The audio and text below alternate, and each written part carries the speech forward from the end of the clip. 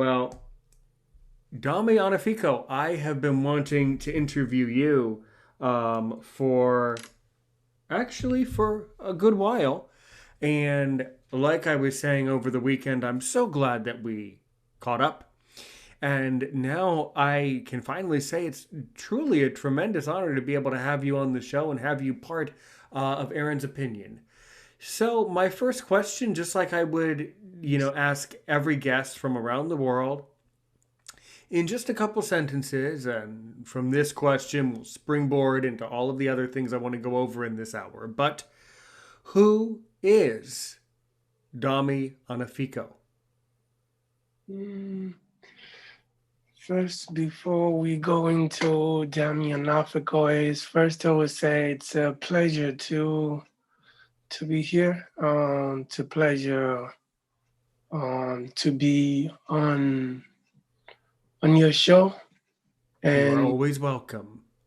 uh, even though you say it's Aaron's opinion, I think it should be Aaron's lounge.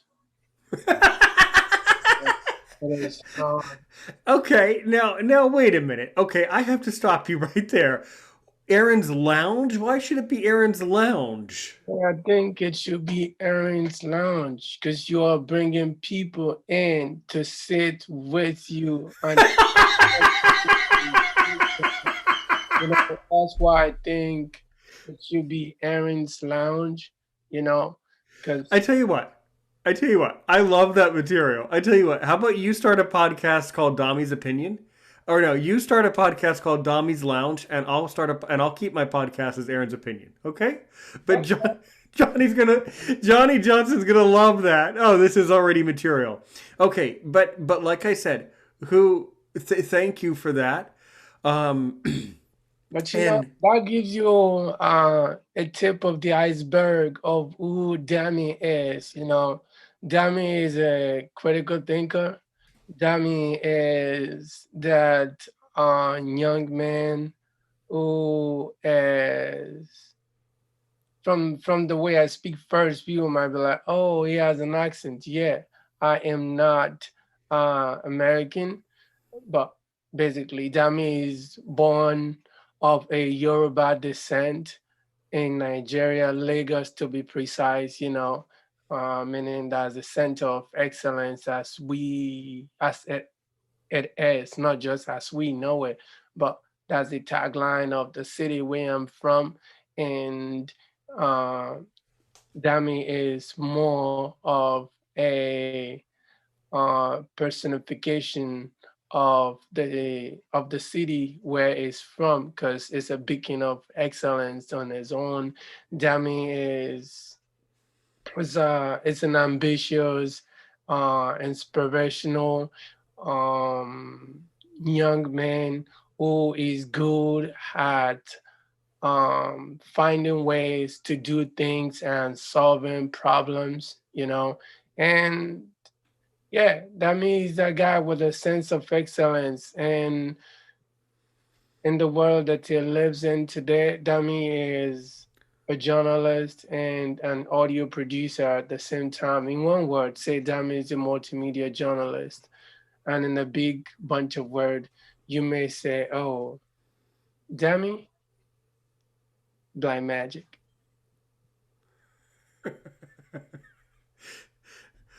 this is great. That was an outstanding response, by the way. Every guest, Dami, having nothing to do with you, every guest just keeps getting better and better.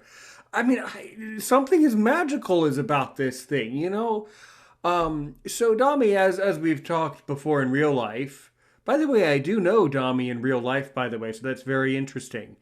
But I will tell you that I was born blind with glaucoma, as you already know. But would you like to share a little bit, tell us a couple sentences about, kind of your blindness journey, if you would like, on how, you grew up, you were born, as you said, in Lagos, Nigeria, and you noticed at some point that your vision was getting worse. Do you remember that? And do you want to share with us, your blindness journey, how you became blind in the first place, if you want? Uh, Yeah, I wouldn't mind sharing. And as you said,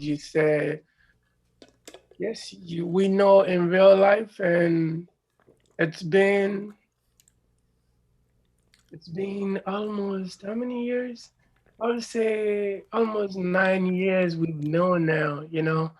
You and I met like early 2013. I could remember very clearly, man.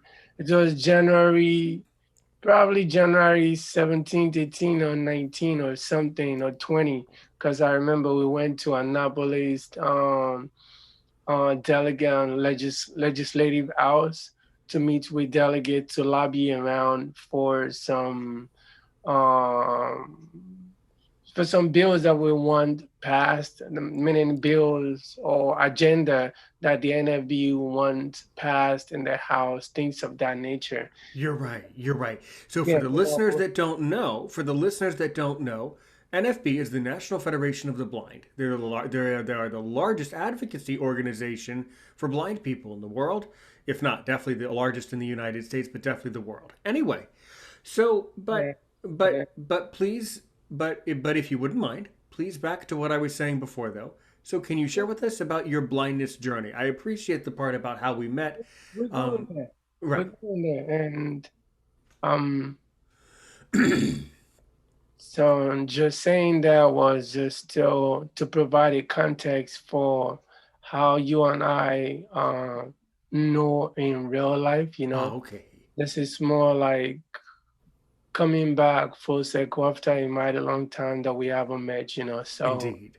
um, because I said earlier, yeah, in maybe in 2 words, when you say blind magic, they're like, oh, that's Dami. And people will wonder, how is Dami blind magic? I was born, unlike you, I grew up grappling with defects of vision. I was born with cataracts and nearsightedness, and I could remember growing up, going to the hospital. I could remember my eyes being checked every now and then with the lights they shine into your eye. I could remember being asked to read the what's it called That's the fine. The eye chart. That's what we call it. Yes. yeah, yeah, Mm-hmm. Indeed. maybe the eye chart, and then you have to start at some distance. They change it, they they reduce they they either, I mean, decrease the font of the letter or increase the font of the letter, so things of that nature. I could remember all of that. And I could remember one time being at the hospital, and staying back at the hospital, I didn't know then that I had the surgery. I could remember staying back and looking out the window because the hospital that I was back then, since I was born on Lagos Island, there is this hospital that is very close um, it was close to the to this water side in Lagos. So I was looking at the boats go up and down, the speed boats and all, and it was pretty cool for me, because at that point, me and my mom had moved away from that area, so I could remember all of that, and then I could then fast forward to the days where it's just no longer remembering, struggling through the defects of vision, and you coming into consciousness every moment, like what's going on? Why do I have to squint my eye before I could see? Why do I have to cover one eye so that I could see what's written on the board, and then block lights from too much light from entering the left eye, and then still doing that to write on the pages of the book, things of that nature. I can remember all of that, elementary, high school, and graduating high school in 2001, and then going for um, going for this advanced technology or advanced level course back in Nigeria, in Ilorin to be precise, going for the advanced level course, and I wasn't allowed to sit in the front. Or in university sometimes you get there late and you are forced to sit in the back. Wherever you find space, you just gotta occupy, and then go from there to take notes and all. And as a result, I couldn't see what's on written on the board. I just go with spellings. And to me, I was thinking, okay, when everything is done, I'll get this book to I'll get the past questions to follow to sit for the exams. Because for me, then I was just thinking, yeah, the goal is to make good grades, right? So, but by the end of the whole course, and uh, making this great good grades, and they realize that most of us that had good grades are don't are people that don't have their names on the attendance sheet, or that the professor are not familiar with. Meaning most of us that are standing in the back, people like me that doesn't even know that, oh, there is attendance sheet even in college and all of that. So I was screened out. I wasn't on the list of those that were moved onto year two, and as a result, I felt like something need to be done to correct my vision. So I went under the knife again to have some surgeries. And I mean, that was what happened between 2002 and 2003. So by 2005, I went for the surgery after going for different tests here and there, and they're saying this, they're saying that, and but I, but the surgery wasn't that effective. That is what I would say, because we always say, "Oh, it wasn't successful," but it came out, and the vision wasn't that good enough. And every time it was more like two steps forward, one step back.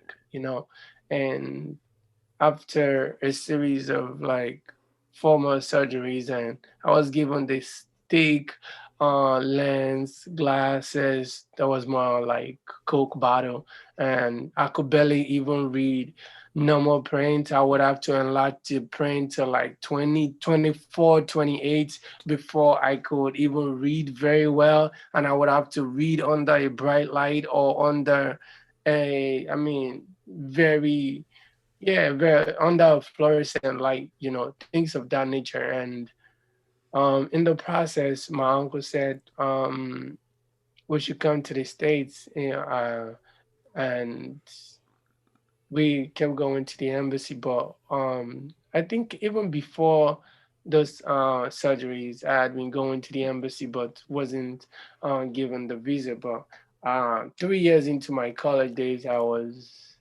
uh, given a visa to come to the States in December 2009. To just 2 weeks before the year ran out. I came to the States, and just a day before the year ran out, I had a surgery done. And the vision, but by then I developed glaucoma. From what the doctor said, he said I had developed glaucoma. And they had, what did they had done?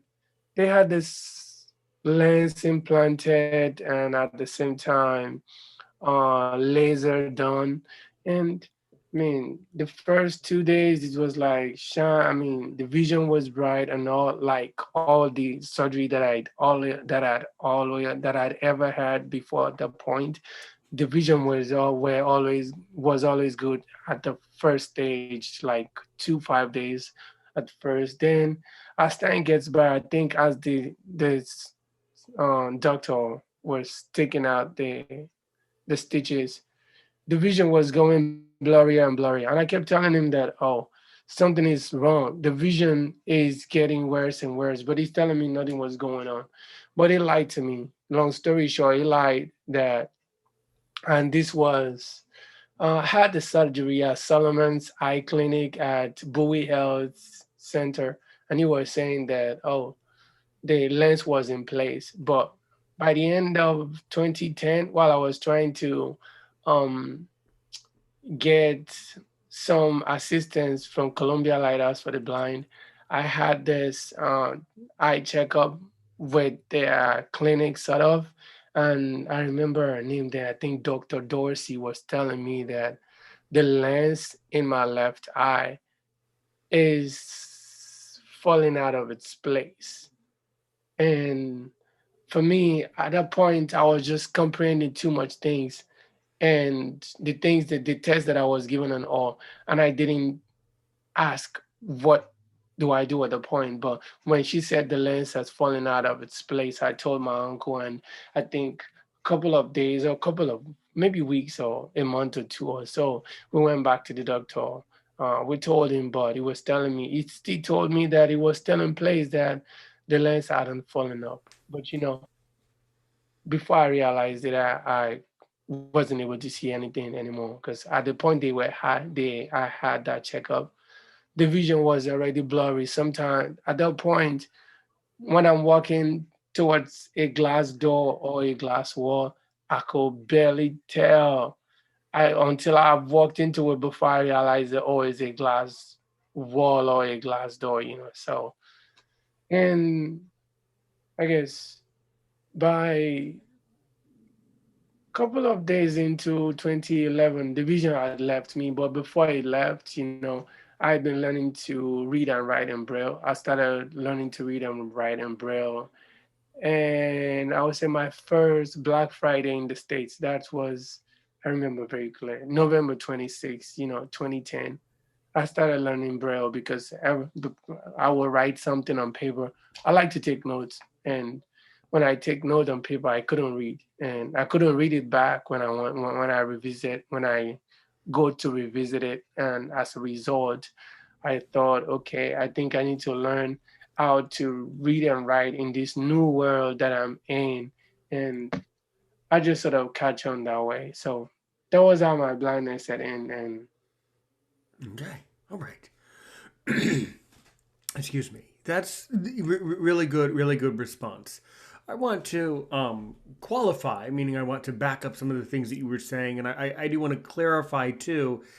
You were saying how there's you were having some doubts about the effectiveness of these eye surgeries, and the truth of it is that the eye is very sensitive to surgery, and that it's a tremendous trauma on the eye.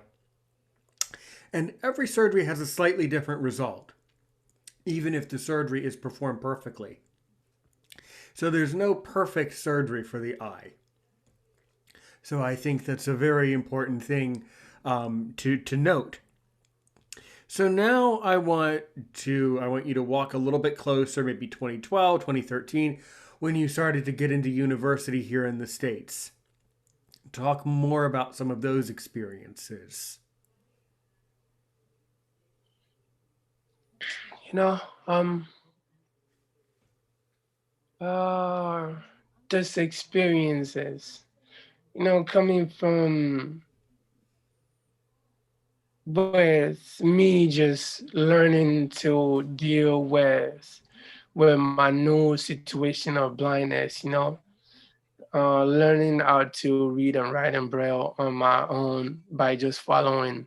Someone registered me to Harley School for the Blind, and I learned via the mail, following the instructions on the cassettes. And even then, I went to Columbia Lighthouse for the Blind, and because I'm not a permanent resident, neither was I a citizen, and as a result, I wasn't allowed into any of their classes.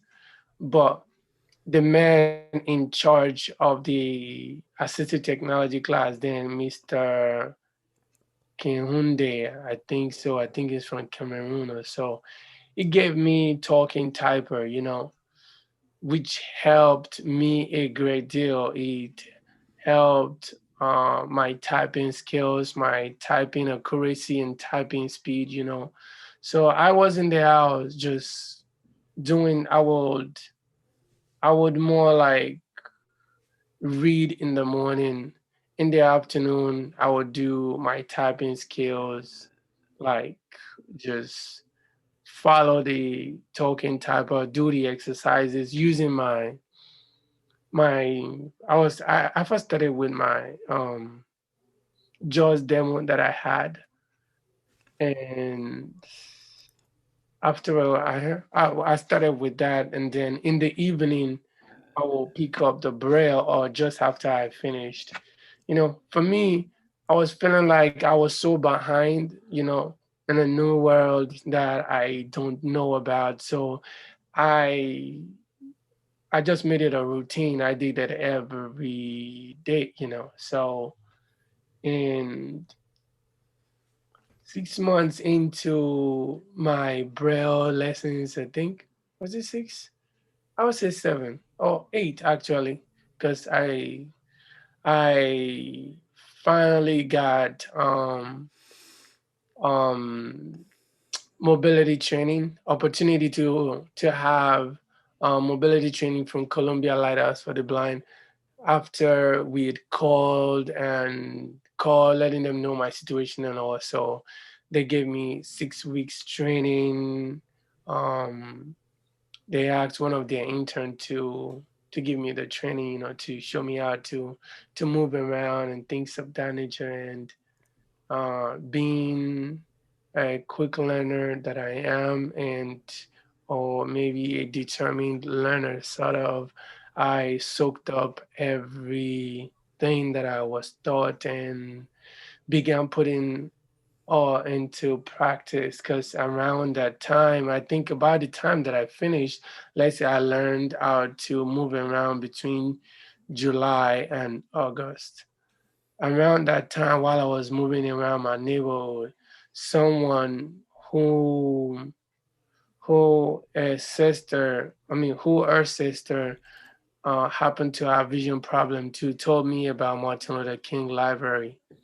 So I I called, I think she called and gave me the number. I called the library, they gave me the address, and around September or October, I went there. My uncle took me there first, then afterward, I was thinking, okay, I need to be going there on my own.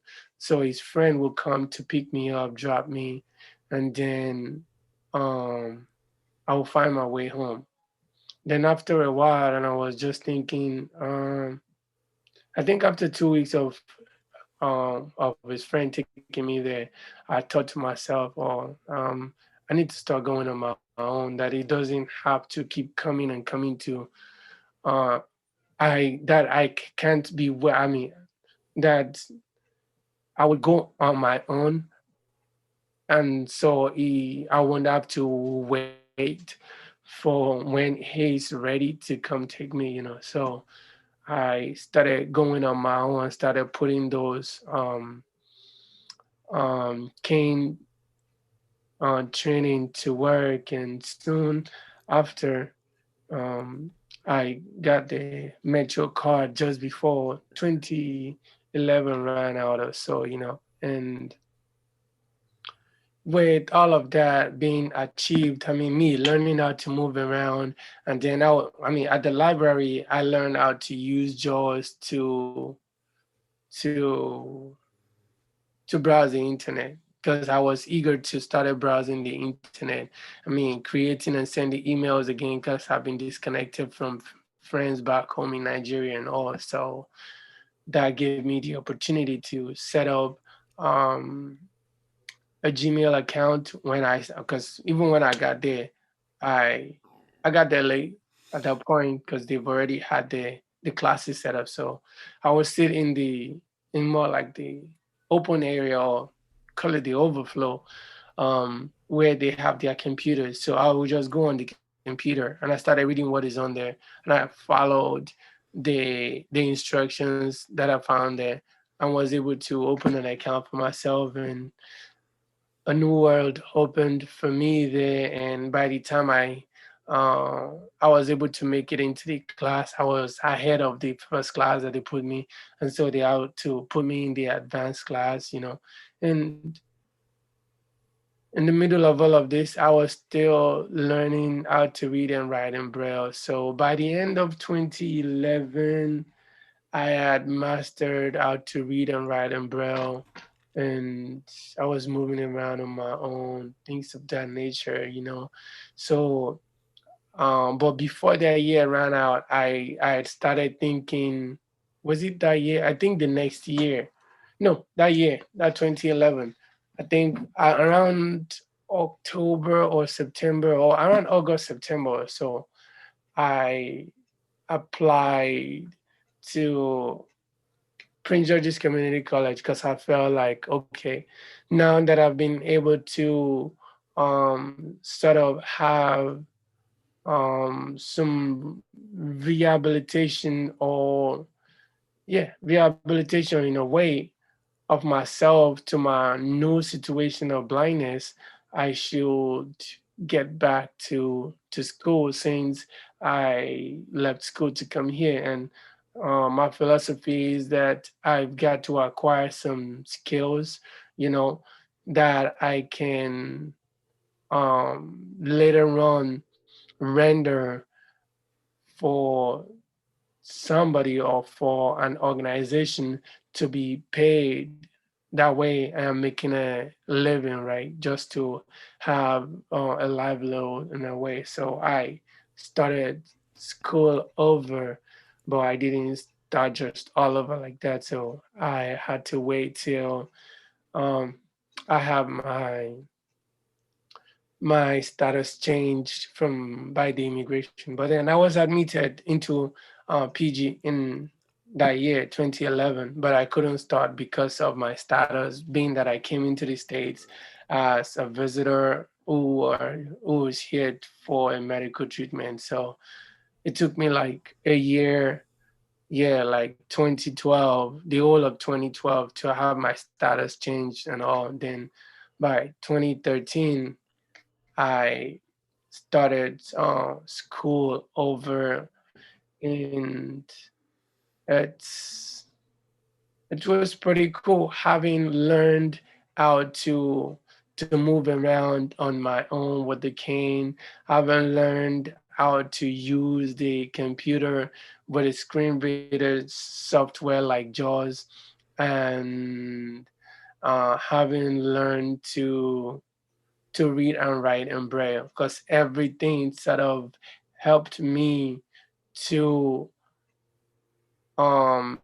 deal with my next phase of life, my going back to school and everything in general. Because with it, I was able to take myself around, and I was so reliant to a great extent, and I love the fact that I was able to do all of that, because in the process of everything before, while I was still at home learning and all, my philosophy was I've got to be uh, an asset and not a liability. And even till today, it is one of the reasons why I every time uh, find a way to contribute in every situation that I find myself.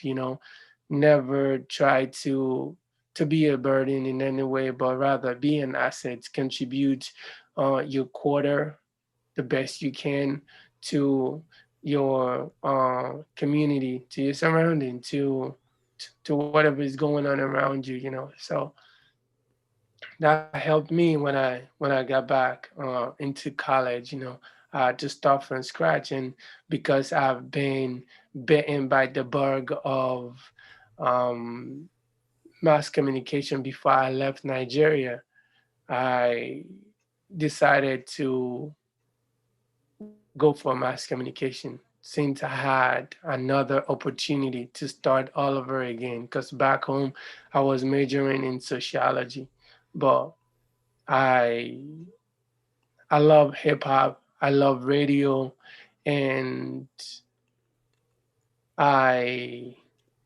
when I took this elective in mass communication, I just like the way mass communication sort of connects the world, because sociology would say life is a network of human interaction and relationships, and in in um in all of that, I feel like mass communication in a way seem to be more at the in a way seem to be at the center of that web, in connecting with everyone, or in people connecting and relating with themselves, or getting to know about a place, a thing, or people that are not within their immediate surrounding, or that they could easily know about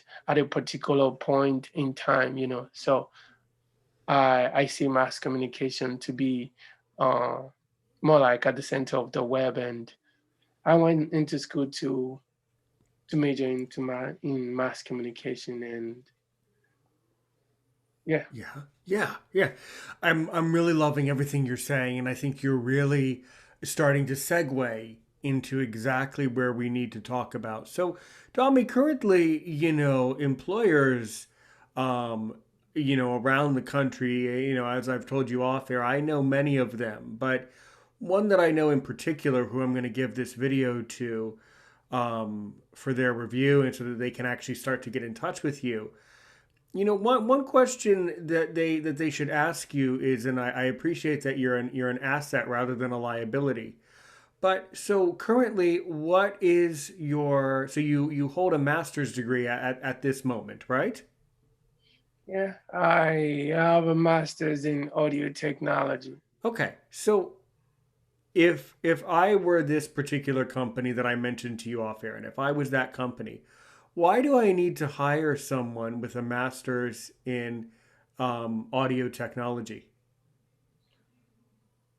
If you were my employer and you want to know why you should hire someone in audio technology, um, I am not a musician, one, but I am an audio technology with a background in media journalism and film, meaning my audio, it's more immersed in communication. It's more immersed in journalism as it relates to radio, TV, and film. So my undergrad is audio production in media journalism and film. From I had a BA in media journalism and film at Howard University. Even though I started from Prince George's Community College, where I had my start in radio. you know, I've always been a a lover of radio, and um, I love the mic, and you know sometimes you you love the mic, and at some point you need to learn some things behind the mic, so you are not just on on the mic, and then when something happens you are not able to put um, together everything that makes the mic works the way it ought to. And but that wasn't the basis why I fell in love with audio in itself. Why I fell in love with behind the scenes work, that made me more of an audio producer, that is to the slash of my uh, journalistic personality at this point in time.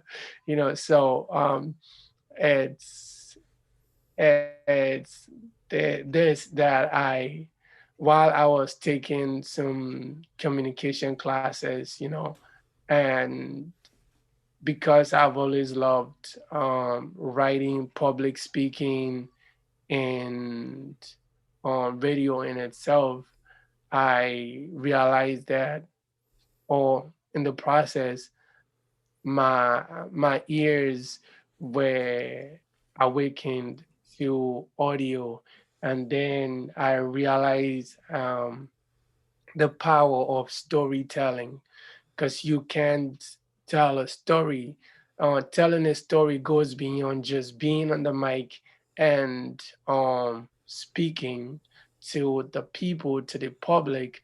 Sometimes it requires uh, some post production to elevate the quality of your storytelling, or to amplify this the gist of the piece that you're trying to publish, or to amplify the message that you're trying to like get to the audience on the other side of the studio, and when I my sense of audio was awakened, and my sense of audio and storytelling was awakened, I give it my all, and in the process, I learned audio in a way that is just beyond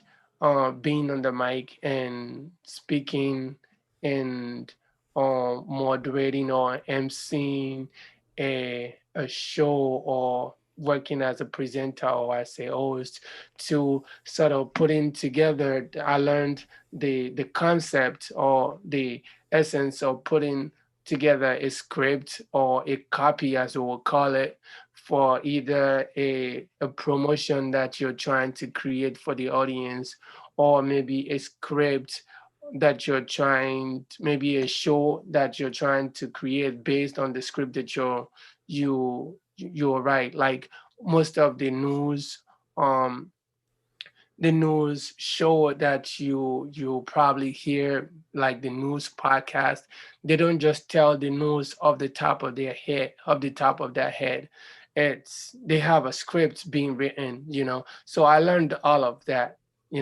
and um something just crossed my mind even while I was talking, and it's flying away now. Um, that that is one aspect, and the other is that when I say the promotion, is more like the imaging that you hear on the radio sometimes, things of that nature, and because I love the writing as well, that I incorporated all of that to to my audio production as a whole, writing copies, creating the script for the show, creating the scripts for the piece that you're trying to create, things of that nature, just to make sure that you tell the story in a way that it's compelling, and at the same time it gives the message that you're trying to communicate clearly, concise, and um, precisely at the same time. So all of that, as an audio producer, I, I mean, as a journalist, I have all of that in in the set of skills that I bring as as an audio, as a person with a master's in audio technology.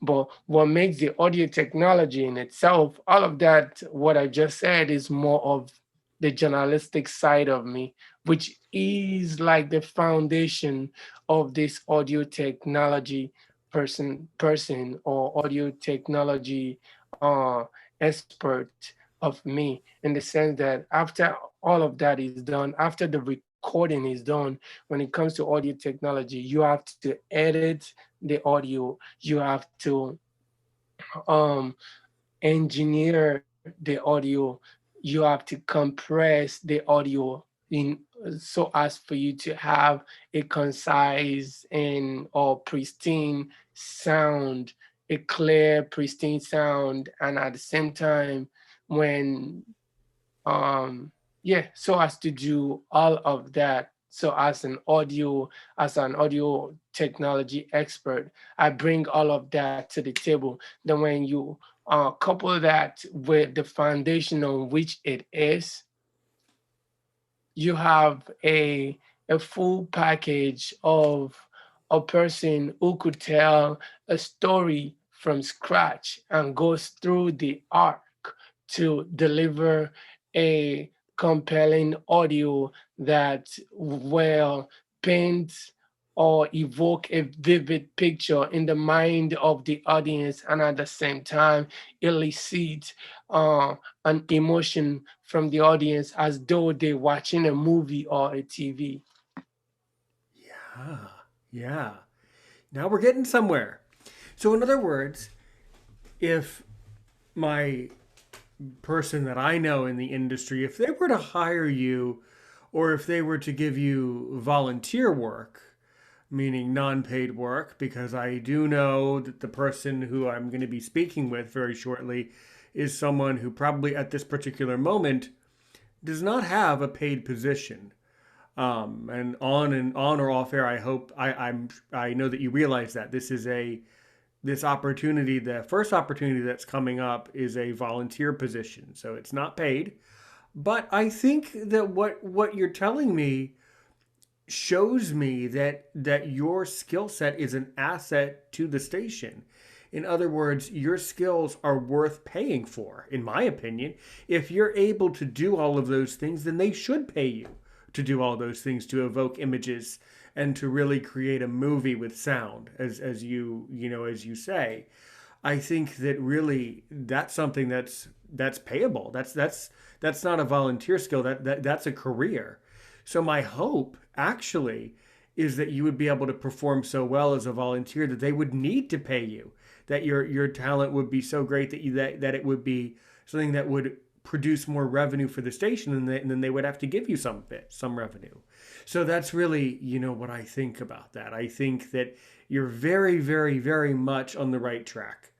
Almost all of the people, all the managers that I know do not have paid positions. They all are very stuck right now, as I'm sure you can understand, with, not having enough really money in their nonprofits because of the pandemic and everything they've been through. So a lot of these people that I'm going to slowly introduce you to in the industry genuinely want to be able to pay you and pay people, but they just cannot. So I'm hoping that through maybe you connecting with this person and doing some volunteering um, for them, that that you would be able to create a paid position within within their organization at least. So I think that's really, really, really, really, really excellent. So you also mentioned, I think, the podcasting. I think that podcasting for you is something that you might get into in the future. At the moment, it's on the back burner. But can you tell me some of your ideas that you have in your SoundCloud? I think you mentioned that you have some ideas on SoundCloud that you want to talk about, right? It's not that I have ideas on SoundCloud. On my SoundCloud, I have my portfolio of work.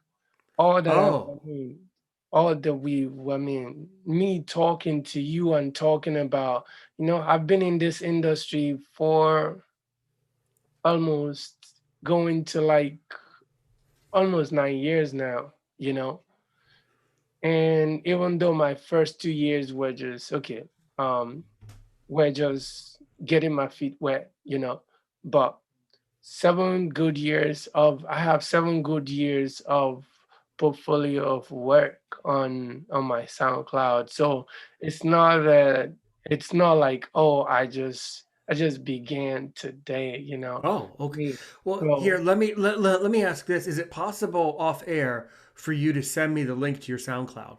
Because if I can show a station your portfolio of what you've already done, whether it's perfect or not, that's a huge thing to be able to show. So Yeah.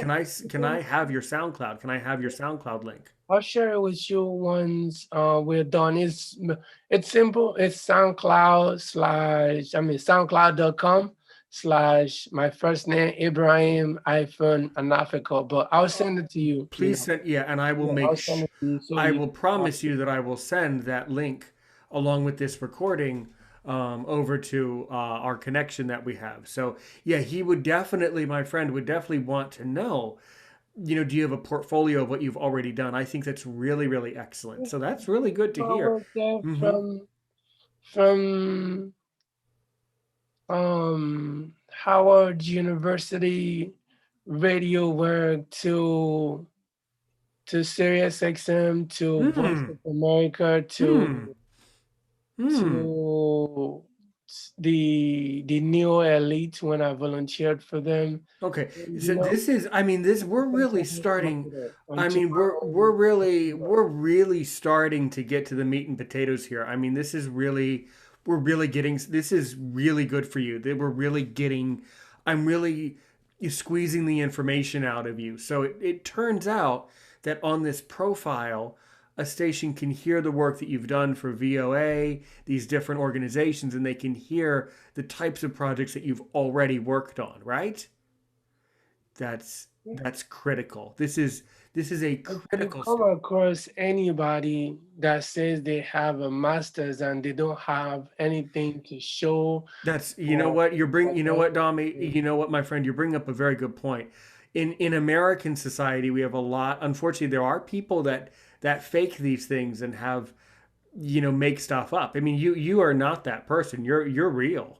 yeah, Your credentials are real ones, not fake ones. I'm not questioning you at all. But just to let you know, yes, there are people in American society, and I'm sure in Nigeria too, that fake things or say they have, I mean, there are people like that all over the world. probably, But yeah. the thing is, my people in Nigeria, the Yoruba will say, "Tí ògùn ẹni bá dáni lójú, a fi ń gbárí ni," meaning if if if your medicine literally is more like if your medicine, if you're sure of your medicine, you have to beat your chest for it, meaning if you're sure, but that is literally right, but figuratively, if you're sure of your work, you should come with your chest out like, yeah, this is my Right. work. I got it.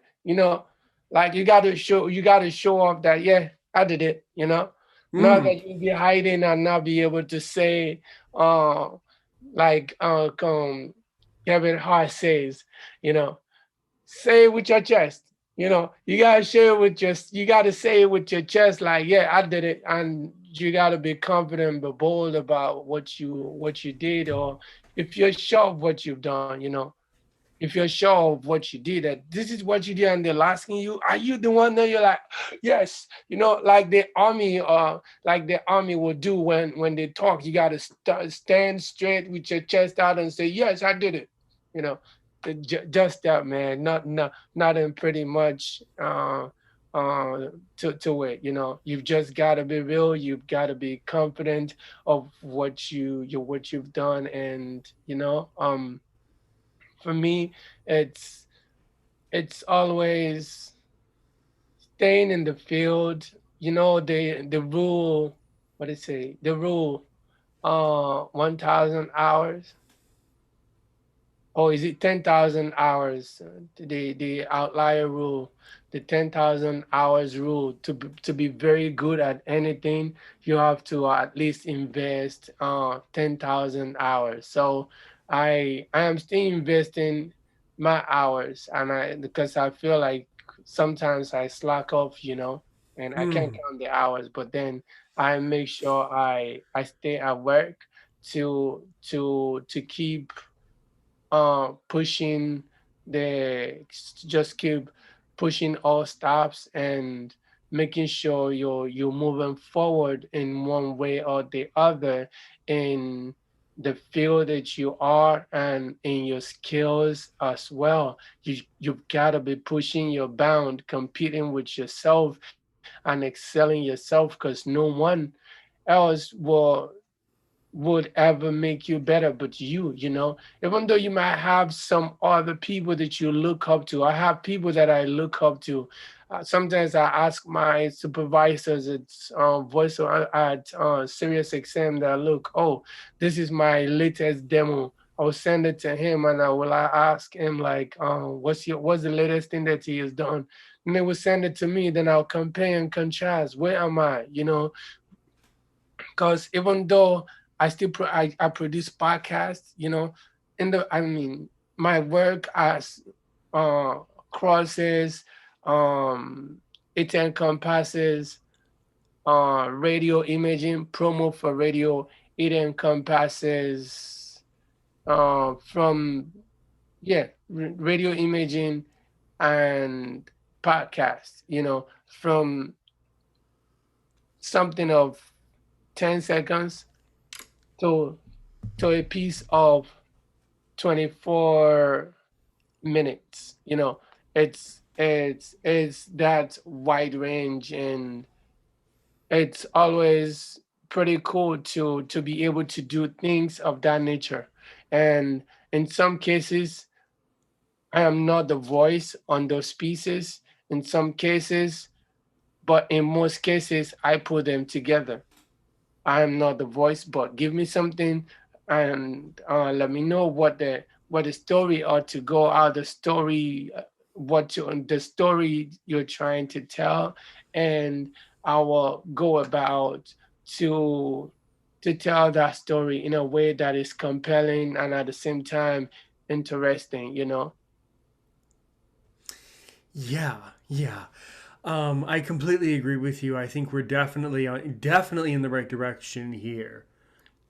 And just the fact that you've worked and contributed to these esteemed organizations shows me. I mean, that's proof that you need to be hired in this industry. It's showing me that you belong in the industry. Is what it's showing me. Yeah. So I think that's great. Um, So, Dami, as we're coming down to the final, 7 to 8 minutes of the interview, I'm sure that there are some questions that you've always wanted to ask Aaron Richmond right here from Aaron's Opinion.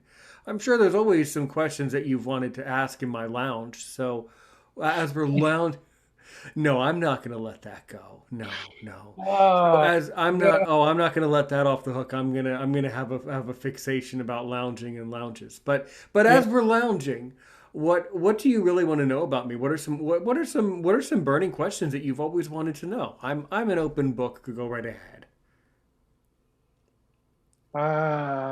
So I don't want to put on my journalistic hat, but you want me to, man. So, what inspires you to venture or to create this show of yours called Aaron's Opinion? What inspires me the most about creating Aaron's Opinion, these weekly episodes that, of course, you, Dami, I'm sure can listen to, just like anyone else can if you tune in wherever you get the podcast or on YouTube. If it's a Thursday and 12 o'clock New York, there's a new episode for you. What was going on, Dami, was about 2 or 3 years ago, I was listening to podcasts in the blindness community from all over the world, and I just felt that they were not open enough to my opinions. As you can tell, I have a lot of opinions about society and the world around us and things like that. So, I really, I was really quite concerned that, in my own opinion, so many podcasters in the blindness community are not open people. They aren't open to people coming up to them and saying, "Hey, can I come and talk about my life for a few minutes with you tonight?" There's a lot of people in the industry, in my own opinion, that are closed, that are not open, and I'm determined to be the most open podcaster on iTunes, and that's a promise I can keep. I created Aaron's Opinion to talk about critical issues in the blindness community, and one of the most really the reward of creating Aaron's Opinion for me is that it always, every time I sit down to record, just the action of recording and talking to people, it just pleases me. I just love doing it. It's just very It's just something in my life that's positive. There's so much negativity around us in the world, and there's so much uncertainty in the United States, in Nigeria, whatever country we hail from. There's so much we don't know. But if we can find these little things in life, it's the little things that matter. And it's the fact that creating episodes of Aaron's Opinion is positive. So if it's positive and I'm able to help you help one person, then it's worth doing. And that's the root. And that's the magic behind Aaron's Opinion. There you go. Very good. And um, I will say before I go into that, I think I will hold that thought on my left hand, because we often eat with our right. So I'll No, keep that on no, my. no, no. I want the left-handed. I want the left-handed. No, I'm gonna hold it for a second because you said Aaron's opinion, right? And then you have people come on and talk, and that is great. I like that. I But appreciate it. one Thank you. thing, Okay. it's just I just have it's just a title though, because your opinion is not actually being dispersed, being That's the disseminated magic. to the That's the world. magic.